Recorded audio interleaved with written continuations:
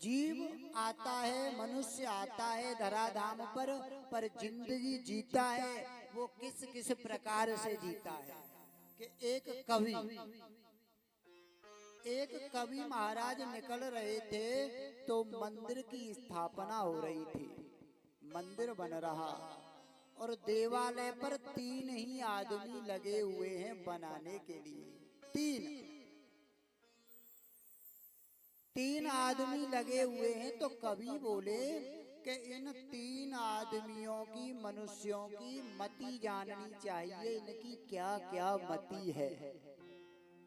तो प्रथम जीव से बोले कवि महाराज, कवि का मतलब क्या है? कवि कौन है? जैसे बंदर इस डाली से उस डाली पर, उस डाली से इस डाली पर फुदक फुदक जब बंदर करता है ना, ऐसे ही कवि अपनी कवित्व को लिखता है।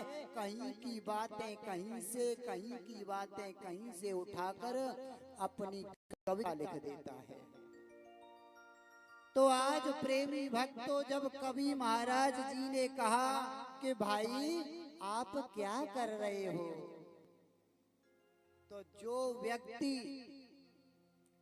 पत्थर तोड़ रहा है, मंदिर बनवा रहा है, और उसने क्रोध में कहा कि तुझे दिखता नहीं मैं क्या कर रहा हूं, तेरे नेत्र नहीं, इसका मतलब क्या है?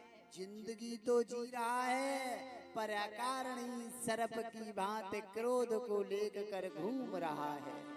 जिंदगी तो यापन कर रहा है, पर किसी बुजुर्ग ने कहा लाला मुझे घड़ी हरवल जाना है।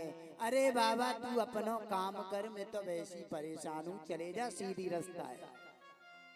तो क्या है ये? जिंदगी जी रहा है पर मर्यादा के दायरे में नहीं,